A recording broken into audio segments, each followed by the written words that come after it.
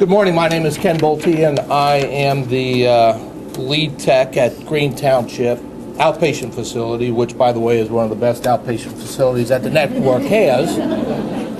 And I've been with Christ Hospital for 10 years, and our group, our team, decided to pick decentralizing the CPR process out into the outpatient facilities. And I'd like for our team members to introduce themselves. I am Angela Meyer, and I'm the clinical educator for behavioral health and soon to be the ACE unit opening up on 4 South. And I've been with the organization for 14 years. My name is Candace Fox. I work with patient transport. I'm the assistant manager. I've been with Christ for 5 years. My name is Karen Day. I'm the chest pain network coordinator in the heart vascular service line. I've been with the organization 10 years. Perfect. All right, now let's get started. Currently, any individual, any employee who needs CPR certification needs to come back to the main campus, wherever they're located, for this process. Right now, it says 100 off-site locations, but I think that has grown quite a bit, and it will grow when the Montgomery office opens as well.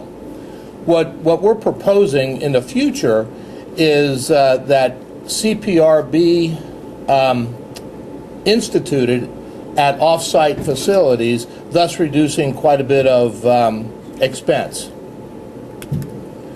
The next couple slides are maps of our locations, current locations.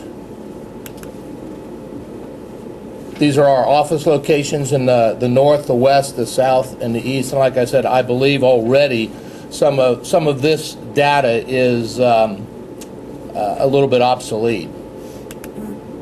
The key to this slide right here is just the number of employees that are off-site that require the CPR recertification, and that's over 1,600.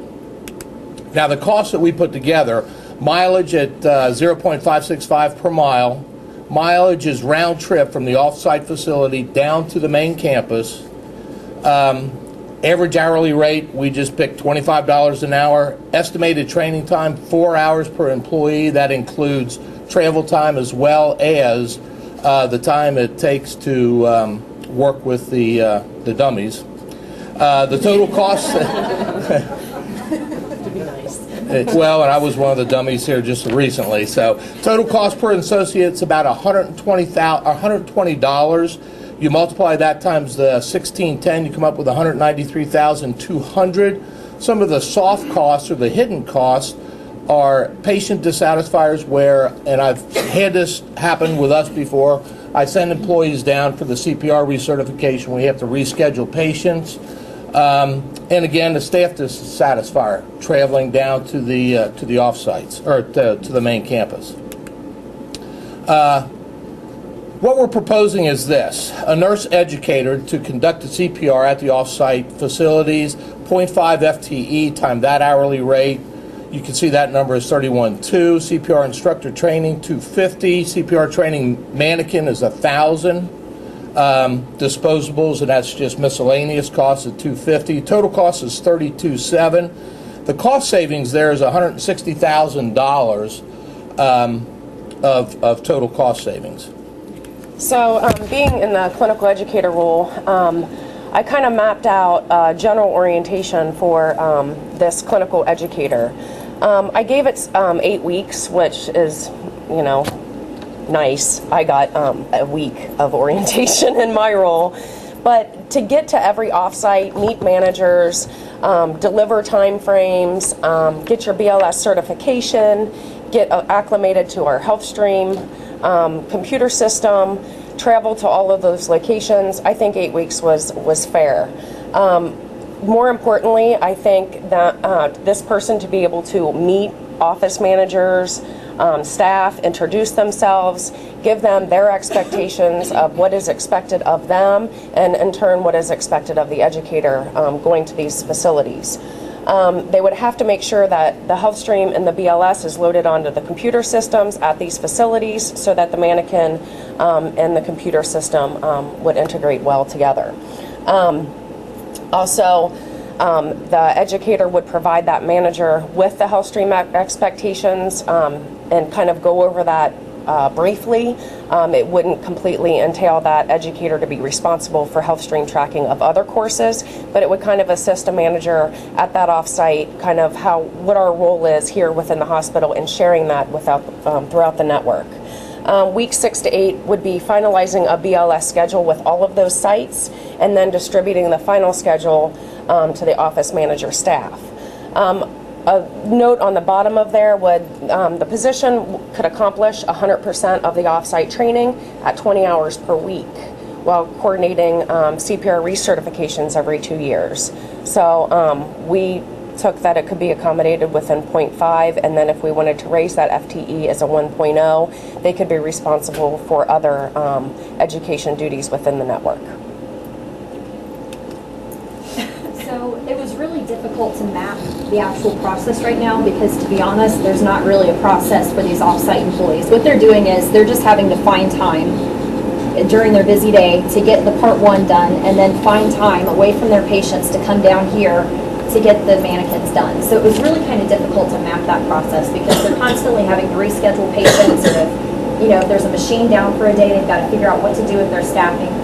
So what we'd like to propose is that these people are going to have a certain schedule that's given by that educator when they come and meet with them during the orientation process, and they're going to say, I'm going to be at your site for the first week of May. So you guys need to all have your Part 1 done, and when I come, you're going to have 5 days from these hours, and I'm going to help you get this accomplished. So this way, instead of just trying to fit it in whenever you can fit it in and feeling the crunch of your patients, you're actually going to have a set time that you can come aside and actually learn BLS instead of trying to hurry up and knock it out in between a patient.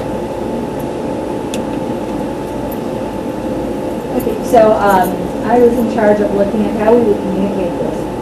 And with the size of the network that we have, it's very easy to have consistent communication here at the mothership. But to get it out to all of these offsites that maybe don't have that much contact down here and yet have the same expectations for education was somewhat of a challenge. So we were looking at it in a twofold way. Initially with the educator role, going out and meeting one-on-one with the managers, educating them on the change in the program, how it would be accomplished, and how it would be communicated to their staff. Would be very labor intensive up front, but once that was in place, it should flow very easily from there. But also we would be doing a communication with off-site managers that this was coming down the pike, so that when that educator showed up, it wouldn't be so much of a surprise. They really kind of knew what the game plan was. And there was a process in place for the off-site managers, communication meetings that we could be sharing that information, but we would be doing that not only one-on-one communication, but also via email, via the communique, any emails, any way that we could get the information out so that they had a chance to really think about how CPR certification in their office would look, because obviously every office flows differently, looks different. We still need to accomplish the same goal. So it gives them an opportunity to think, how can I accommodate this with my staff? We'd also want to communicate that then here with the on-site managers, staff development, how things would look, because it's really going to impact how staff development does CPR. Up to now, they've had to accommodate all of those folks just kind of coming and going. You never know what's going on. So their volume is going to change drastically. So that may open up their lab for other entities. It may alter their staffing patterns. So we would be communicating with staff development and our managers here too, so they know what was going on. So really when we looked at critical success, and we were trying to improve not only patient care flow at the off-sites and minimize disruption there. So that's we would be looking at those patient satisfaction scores at the off-sites. Has that improved flow and perception of, my time isn't being disrupted? But also employee satisfaction scores. Are they happier because they're not having to travel so much? From a manager standpoint, we would be looking at budget-wise. How much was I spending in that non-productive time of driving, educating, lost revenue? Have my patient treatment numbers gone up? Have my budget costs gone down for those employees not being on site? And then, as I mentioned, employee satisfaction scores. So that's probably one place to start. But I think overall, long-term, in looking at the success of this program, is how productive is that staff development person? When we looked at doing this at 0.5, it's very easy certifications every 2 years to accommodate one off-site, 1 week at a time, for 20 hours a week. So you could really utilize that staff development person. Again, do we want to put them in this is kind of, I'm out of scope, so I've identified that, so I've learned something from this line. But you could also use that person. Do we want to use them for off-site education? Do we want to bring them back here and use them for BLS here and take it out there for consistency? So there's a lot of opportunities with that position to not only cut costs but increase satisfaction and make them more productive within staff development.